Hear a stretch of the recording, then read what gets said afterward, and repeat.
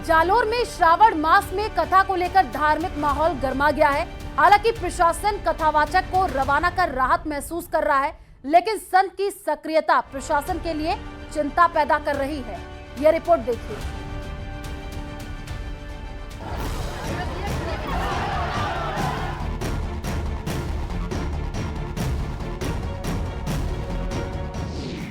सड़कों पर उमड़ा आक्रोश, किस बात पर भड़का रोष? विरोध प्रदर्शन, नारेबाजी, पुलिस से भिड़ी महिलाएं, टायर जलाकर जताया विरोध। तस्वीरें 24 जुलाई की। जालोर शहर में उस वक्त तनाव की स्थिति बन गई जब कथावाचक संत अभय दास की कथा कराने की मांग को लेकर बड़ी संख्या में महिलाएं कलेक्ट्रेट के बाहर जुट गई और प्रशासन से अनुमति नहीं मिलने पर विरोध प्रदर्शन शुरू कर दिया। हालात उस समय अधिक बिगड़ गए जब प्रदर्शनकारी महिलाओं और मौके पर मौजूद पुलिस के बीच नोकझोंक शुरू हो गई। बैरिकेड्स को धक्का देकर आगे बढ़ने लगी महिलाएं।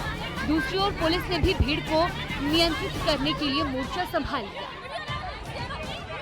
महिलाएं कथा आयोजन के लिए प्रशासन से अनुमति की मांग कर रही थी। महिलाओं का कहना था कि कथा आयोजन में कोई गैर कानूनी बात नहीं है और प्रशासन को इस मांग पर सकारात्मक रुख अपनाना चाहिए। इसी बीच राज्यपाल हरिभाऊ बागड़े के जालोर से रवाना होने की जानकारी मिली, जिसके बाद भीड़ और उत्तेजित हो गई। हालात को देखते हुए पुलिस का अतिरिक्त जाब्ता तैनात कर दिया गया। सैकड़ों की संख्या में जो महिलाएं हैं यहाँ कलेक्टर कार्यालय के बाहर जुट करके संत अभयदास को यहाँ पे कथा आयोजन की स्वीकृति दिलाने के लिए मांग कर रही है। वहीं प्रशासन का यहाँ पे पुख्ता जो है बंदोबस्त नजर आ रहा है। मैं मेरे कैमरा में से बताऊं, एक बार थोड़ा सा इस तरह बताएं कि यहाँ बैरिकेड्स लगाए गए हैं और काफी संख्या में पुलिस का जो जाब्ता है वो आप देख सकते हैं। यहाँ पर पुलिस प्रशासन जो है पूरा अलर्ट है। सुरक्षा व्यवस्था को लेकर के पूरा प्रशासनिक अमला यहाँ पे मौजूद है। पुलिस उप अधीक्षक सहित यहाँ आसपास के थानों की फोर्स जो है वो भी यहाँ बुलाई गई है। लेकिन वहीं अब देखना है कि संत अभयदास जी को लेकर के जो कथा आयोजन को लेकर के स्वीकृति जो निरस्त की गई है, क्या उस स्वीकृति को वापस बहाल किया जाता है। महिलाएं लगातार प्रशासन पर कथा आयोजन की अनुमति देने का दबाव बना रही थी। भीड़ इतनी थी कि पुलिस की घेराबंदी भी कमजोर पड़ती नजर आई। लेकिन ऐसी नौबत क्यों आई? तख्तगढ़ धाम के संत अभयदास महाराज 11 जुलाई से जालोर के भगत सिंह स्टेडियम में कथा कर रहे थे। कथा के दौरान वो अपने श्रद्धालुओं के साथ जालोर किले पर स्थित बायूसा माता मंदिर के दर्शन के लिए पहुंचे। वहां मंदिर की पहली सीढ़ी पर बनी एक मजार को देखकर उन्होंने विरोध जताया। उनका कहना था कि यदि ये मजार प्रमाणित है तो बताया जाए, नहीं तो अतिक्रमण को हटाया जाए। मैं खुद मजार बायूसा माता जी मंदिर देखने गया और किसने कहा ये संतों का मुद्दा नहीं। हमारे हिंदू मंदिर की सीढ़ी पर कोई जबरन अतिक्रमण करके मजार बनाएगा, ये संतों का मुद्दा है। ये पार्टियों का नहीं, ये राजनीति का नहीं, हम संतों का काम है। मजार विवाद के बाद संत अभयदास महाराज ने मंदिर में दर्शन न होने पर आमरण अनशन शुरू कर दिया। उन्होंने कहा कि जब तक वो माता जी के दर्शन नहीं कर लेंगे तब तक न अन्न जल ग्रहण करेंगे और न कथा कहेंगे। ये साधु संत अगर कहते हैं कि मैं यहाँ पर कथा करने न आकर के पंचायती करने आया हूँ, तो मैं मेरे पूज्य संतों के श्री चरणों में दंडोत प्रणाम करता हूँ। जालोर और राजस्थान के सनातनी तय करें कि क्या मैंने गलत किया, मैंने अपराध किया है, तो मैं वैसे ही अन्न जल त्याग करके बैठा हूँ। पर मैं जब तक जिंदा रहूंगा, कथा के साथ साथ ये जो मुहिम है भारत के अंदर हमारे धार्मिक स्थानों की स्वतंत्रता की, ये अतिक्रमण करके मन चाहे जहाँ पर वक्फ की जमीन, मन आवे जहाँ पर वक्फ की जमीन। 2 दिन तक छत पर अनशन के बाद प्रशासन हरकत में आया। 20 जुलाई को कैबिनेट मंत्री जोगाराम पटेल खुद पहुंचे और संत का अनशन तुड़वाया। प्रशासन ने उन्हें दर्शन कराए और तख्तगढ़ रवाना कर दिया। अब बड़ा सवाल ये है कि क्या प्रशासन संत की कथा को फिर से अनुमति देगा? संत ने चातुर्मास का संकल्प लिया है और मान्यता के अनुसार कोई संत चातुर्मास के बीच में स्थान नहीं बदलता। ऐसे में संत के समर्थक कथा बहाली के लिए आंदोलन पर अड़े हुए हैं। लोग अब इंतजार कर रहे हैं कि प्रशासन अगला फैसला क्या लेगा। जो मजार और मंदिर से शुरू हुआ विवाद जो है अभी तक थमने का नाम नहीं ले रहा है। अब उसमें नया ट्विस्ट आ गया है कि कई जगह पे इस प्रकार की जो मज़ारें हैं जालोर जिले के किले में अथवा जालोर जिले में जहां कहीं भी इस प्रकार की विवादित मज़ारें हैं उनको लेकर के काफ़ी बहस छिड़ गई है। लोगों में इस प्रकार की काफ़ी जो है चर्चाएं चल रही हैं कि इन मज़ारों को लेकर के, उनके अस्तित्व को लेकर के, कौन सी मज़ार में कहाँ किसको गाड़ा गया था उसको लेकर के प्रश्न चिन्ह उठ रहे हैं। और इस मामले में जो संत समाज है वो भी अपनी भूमिका निभा रहा है। न्यूज़ 18 के लिए रेवाशंकर, जालोर।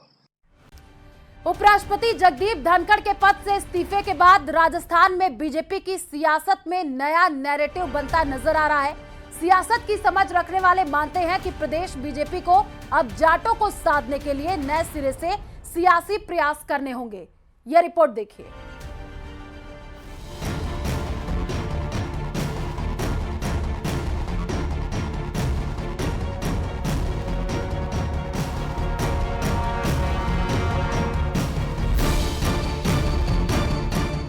इस्तीफे के बाद बदला बीजेपी का सियासी नैरेटिव।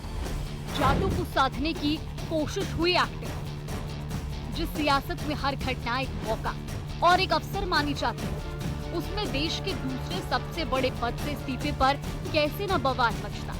इसीलिए जगदीप धनखड़ के उपराष्ट्रपति पद से इस्तीफा देने के बाद दिल्ली से लेकर राजस्थान तक सवाल उठ रहे थे। कहा जाता है कि जब जाट बीमार होता और खाट पर लेटा होता है तब भी अपनी जमीन अपनी बेटों के नाम नहीं करता, तो इस्तीफा कैसे दे सकता है। धनखड़ ने भले ही इस्तीफे के पीछे स्वास्थ्य कारणों का हवाला दिया हो, लेकिन विपक्ष इस मुद्दे को यूं ही हाथ से नहीं जाने देना चाहता। पूर्व सीएम अशोक गहलोत और पीसीसी चीफ गोविंद सिंह डोटासरा जैसे दिग्गज बीजेपी पर उपराष्ट्रपति जगदीप धनखड़ के इस्तीफे को लेकर कटाक्ष कर रहे हैं। राजस्थान वालों को विशेष धक्का लगा है क्योंकि राजस्थान से थे वो, और किसानों की आवाज़ जो है पार्लियामेंट के अंदर भी और बाहर भी हमें उठाई उन्होंने। अभी हाल ही में उन्होंने कृषि मंत्री जी को बहुत ही उलाना दिया कि भाई आप कर क्या रहे हो, जो वादे किए हमने किसानों के लिए वो निभाओ। अचानक इस तरीके का इस्तीफा आना एक तरीके से जो संकेत दे रहा है कि जो कुछ दिनों से उन्होंने अपनी बातें स्पष्ट रूप से मीडिया के माध्यम से, किन्हीं प्रोग्राम के माध्यम से कहना शुरू किया था, वो कहीं न कहीं भारतीय जनता पार्टी हाईकमान को नागवार गुजरा। इस्तीफे पे पुनर्विचार करने के लिए बात करना भी किसी ने जरूरी नहीं समझा और आज इस्तीफा भी मंजूर हो गया है, तो कहीं ना कहीं ये जो काफी समय से लग रहा था कि उन पे भारी दबाव है, भारतीय जनता पार्टी जो है दबाव देती है। सवाल उठ रहे हैं कि क्या कांग्रेस ने उस व्यक्ति के लिए खेद व्यक्त करते हुए राजनीतिक लाभ उठाने की कोशिश की, जिस पर कभी उसने महाभियोग चलाने की कोशिश की थी। जगदीप धनखड़ भले ही चुनावी राजनीति से दूर रहे हो, लेकिन उनका जो जुड़ाव और लगाव है वो राजस्थान और राजस्थानियों से लगातार बना रहा हो। उपराष्ट्रपति बनने के बाद में जगदीप धनखड़ को जाट समाज के एक बड़े नेता के रूप में देखा गया, लेकिन लोकसभा चुनावों में इसका कोई खासा फायदा नहीं मिल पाया। सियासत की गहरी समझ रखने वाले मानते हैं कि जाटों में इस घटनाक्रम के बाद ये परसेप्शन बना है कि उनके वरिष्ठ नेता के साथ अच्छा नहीं किया गया। अगर ये नैरेटिव जोर पकड़ता है तो बीजेपी को प्रदेश में होने वाले पंचायत और निकाय चुनाव में नुकसान हो सकता है।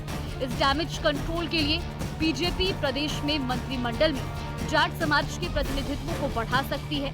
इसके साथ ही राजनीतिक नियुक्तियों में जाटों को महत्व दिया जा सकता है। कहीं न कहीं अब राजस्थान की जो 5 मंत्री पद की जो सीटें खाली है उनको भरते टाइम या जाट कम्युनिटी को बैलेंस करने के लिए कहीं न कहीं पूरी बीजेपी को एक नई रणनीति बनानी पड़ेगी। बीजेपी को अब जाटों को साधने के लिए नए सिरे से सियासी प्रयास करने की कोशिश होगी। आने वाले समय में प्रदेश बीजेपी से किसी जाट नेता को बड़े ओहदे पर नियुक्त करके डैमेज कंट्रोल करने की प्लानिंग हो सकती है। पूर्व प्रदेश अध्यक्ष और हरियाणा प्रदेश प्रभारी डॉक्टर सतीश पूनिया का कद बढ़ाया जा सकता है। पश्चिमी राजस्थान से पूर्व केंद्रीय मंत्री कैलाश चौधरी को मौका मिल सकता है। अजमेर से सांसद और केंद्रीय कृषि राज्य मंत्री भागीरथ चौधरी को आगे किया जा सकता है। पूर्व केंद्रीय मंत्री सुभाष महरिया, पूर्व सांसद CR चौधरी की खुल सकती है लॉटरी। राजेंद्र भामू को मंत्रिमंडल में मिल सकती है जगह। पूर्वी राजस्थान से शैलेश दिगंबर सिंह को मंत्रिमंडल में मिल सकता है मौका।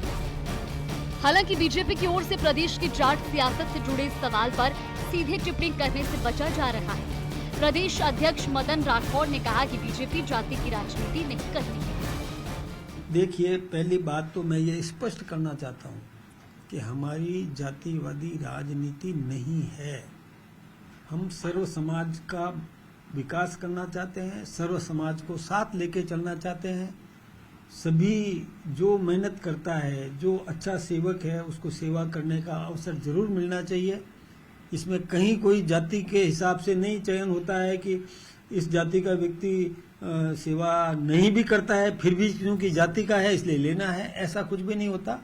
जो सेवक है, जो जनता की सेवा करना चाहता है, उसको महत्व मिलेगा। जगदीप धनखड़ के उपराष्ट्रपति से इस्तीफा देने के बाद दिल्ली से लेकर राजस्थान तक सवाल उठ रहे हैं। धनखड़ ने भले ही इस्तीफे के पीछे स्वास्थ्य कारणों का हवाला दिया हो, लेकिन विपक्ष इसे बड़ा मुद्दा बनाकर राजनीतिक फायदा उठाने की जुगत में है। Bureau report, news 18 Rajasthan.